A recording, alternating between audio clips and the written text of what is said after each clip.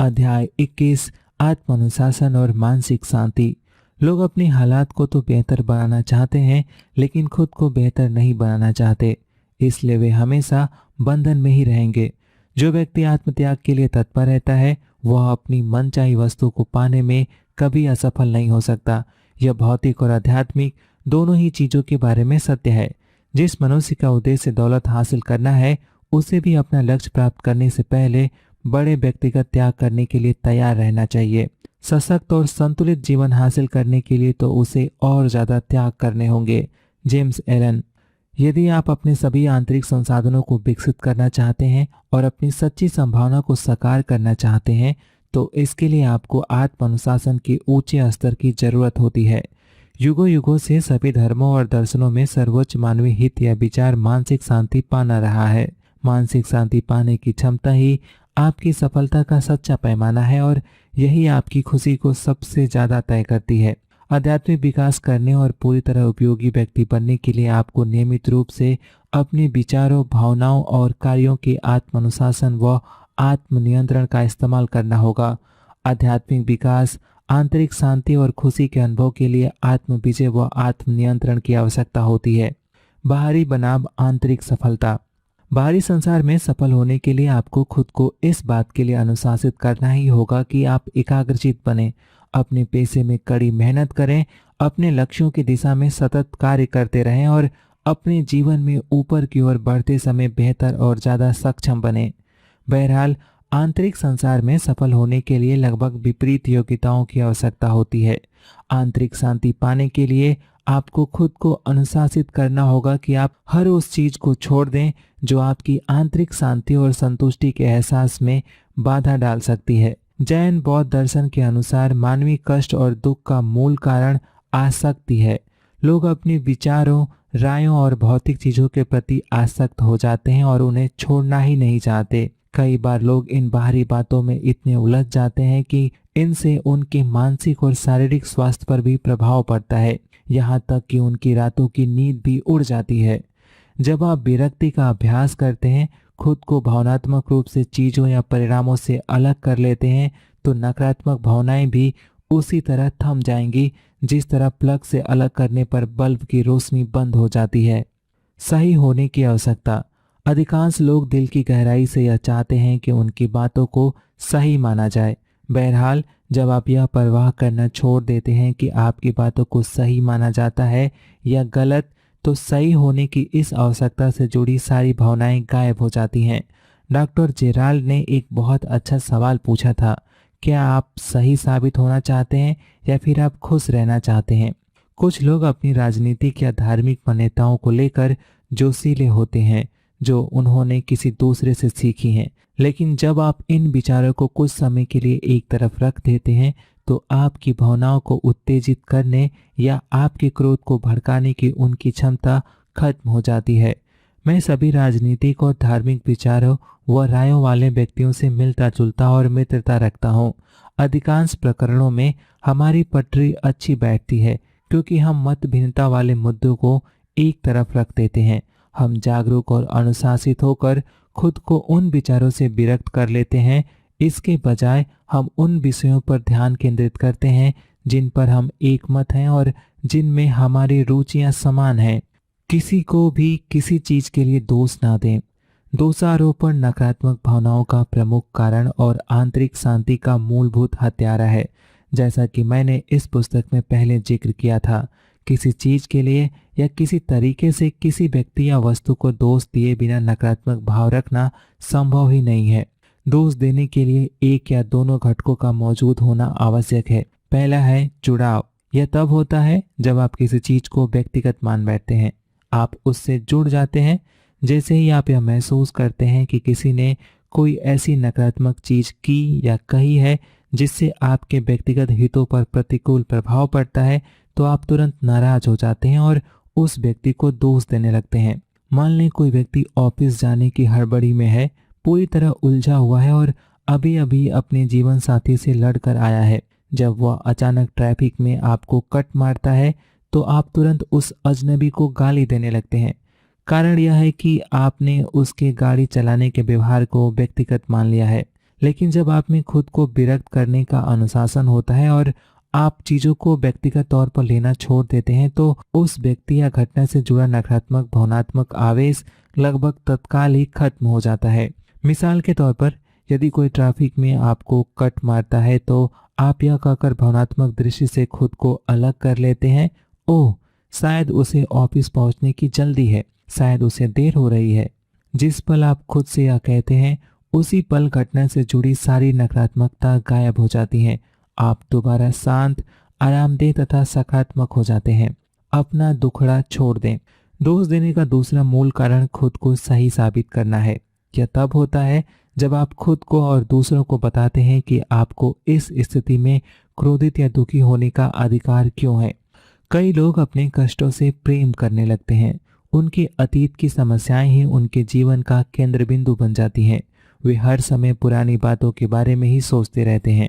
वे अतीत में चोट पहुंचाने वाले लोगों के साथ दिन रात गुस्से भरी बातचीत करते रहते हैं, जबकि अब वे लोग आसपास कहीं भी मौजूद नहीं हैं।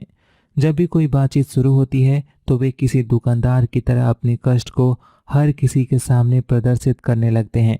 फिर वे अपने जीवन की दुखद घटनाओं का बखान करने लगते हैं और बताते हैं कि उनके साथ कितना बुरा व्यवहार किया गया और सामने वाला कितना बुरा था जो उसने इतना खराब व्यवहार किया। बहरहाल, आप में खुद को इस क्षेत्र में अनुशासित करने की क्षमता है कि आप अपनी नकारात्मक भावनाओं को तर्क संगत साबित नहीं करेंगे। पुरानी बातें नहीं दोहराएंगे कि सामने वाले ने क्या किया या क्या नहीं किया। जब आप शांति से यह स्वीकार कर लेते हैं कि चीजें जीवन में होती हैं, तो सामने वाले व्यक्ति या स्थिति से जुड़ी सभी नकारात्मकता खत्म हो जाती हैं। क्षमा करने का अभ्यास करें। क्षमा करने का अभ्यास आध्यात्मिक विकास में आत्म अनुशासन का शिखर है। क्षमा का नियम कहता है कि आप उसी हद तक मानसिक और भावनात्मक दृष्टि से स्वस्थ हैं जिस सीमा तक आप खुद को चोट पहुंचाने वाले किसी व्यक्ति को पूरी तरह क्षमा कर देते हैं।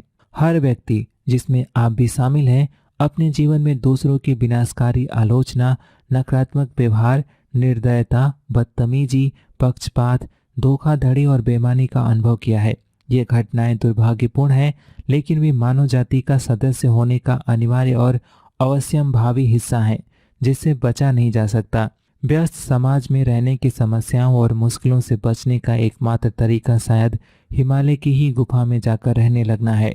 किसी नकारात्मक अनुभव के बाद आपको केवल एक सवाल पूछने और उसका जवाब देने की जरूरत है।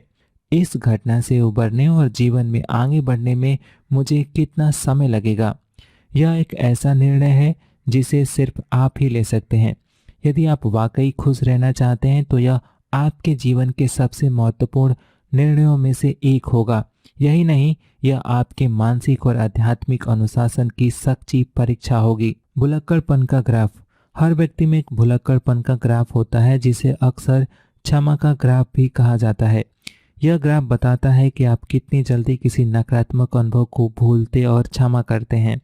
इससे यह भी तय होता है कि आप मानसिक और भावनात्मक दृष्टि से कितने स्वस्थ हैं। एक आयताकार चतुर्भुज की कल्पना करें जिसमें बाईं ओर 0 से लेकर 100 तक का पैमाना हो। यह नकारात्मक भाव ही गहनता का वह पैमाना है जिसे आप किसी तरह की भावनात्मक चोट लगने पर अनुभव करते हैं। इस ग्राफ के नीचे आपके जीवन के महीने और साल लिखे हैं। आपका क्षमा का ग्राफ सीधी रेखा में भी जा सकता है और यह तेजी से नीचे की ओर भी जा सकता है।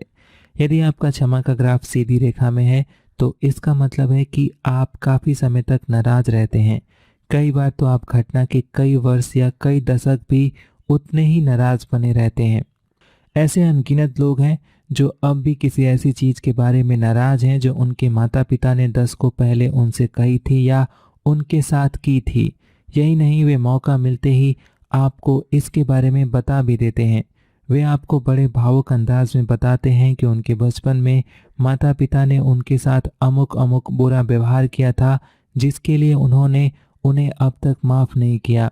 दुखी लोगों की चिकित्सा करने वाला हर मनोवैज्ञानिक और मनोचिकित्सक केवल इसी वजह से कमाई कर रहा है क्योंकि उसके रोगियों का क्षमा का ग्राफ सीधी रेखा में है। मनोचिकित्सा में वे आमतौर पर सबसे ज्यादा बातें यही बताते हैं कि अतीत में किसी ने उनके साथ क्या किया या क्या नहीं किया और वह व्यक्ति उसके बारे में आज भी कितना दुखी है।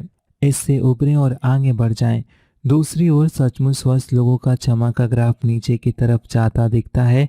उनके जीवन में भी दूसरे जितनी ही मुश्किलें और समस्याएं आती हैं, लेकिन उन्होंने खुद को इस संकल्प के साथ अनुशासित कर लिया है कि वे जल्दी ही उन्हें क्षमा करके भूल जाएंगे, ताकि वे अपने जीवन में आगे बढ़ सकें। वे अपनी समस्याओं को बोरे में भरकर अपनी पीठ पर लादे नहीं रखना चाहते। वे तो बस उन्हें छोड़ देते हैं और अपना ध्यान सुखद चीजों की तरफ मोड़ लेते हैं। क्षमा का अनुशासन आध्यात्मिक साम्राज्य की कुंजी है। मानसिक शांति के उच्च स्तर पर पहुंचना तभी संभव है जब आप दूसरों को खुलकर क्षमा करने का अनुशासन और आदत विकसित कर लें, चाहे उन्होंने आपको आहत करने के लिए कोई भी और कितनी ही बड़ी चीज क्यों न की हो। क्षमा स्वास्थ्यपूर्ण कार्य है। कुछ लोग क्षमा की अवधारणा के बारे में दुविधाग्रस्त रहते हैं।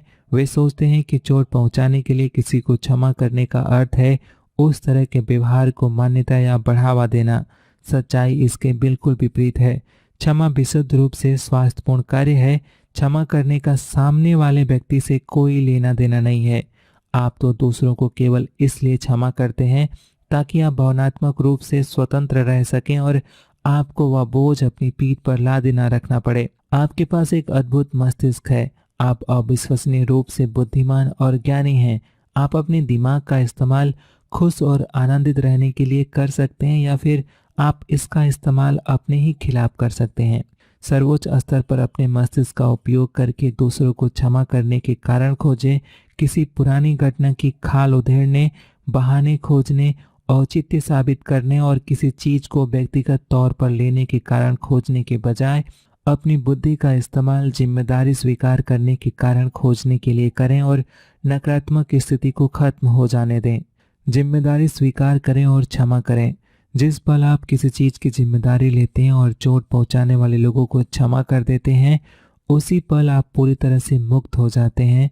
आपकी सारी नकारात्मक भावनाएं गायब हो जाती हैं। उनके स्थान पर आप आंतरिक शांति, प्रेम, खुशी और आनंद का अनुभव करने लगते हैं। आत्म अनुशासन द्वारा क्षमा का निरंतर अभ्यास करने के पुरस्कार असाधारण हैं। जब आप आत्मनियंत्रण, आत्म विजय और विरक्ति की अपनी अविश्वसनीय योग्यताओं का उपयोग करके दुखद स्थितियों से अलग हो जाते हैं, तो आपके पूरे जीवन की गुणवत्ता बेहतर और बेहतरीन हो जाती है। कार्य अभ्यास 1, क्षमा का परीक्षण करें। क्या आप सही साबित होना चाहते हैं या आप खुश रहना चाहते हैं? दूसरा, आप अतीत के ऐसे लोगों को पहचानें जिन्होंने आपको किसी तरह चोट पहुंचाई है।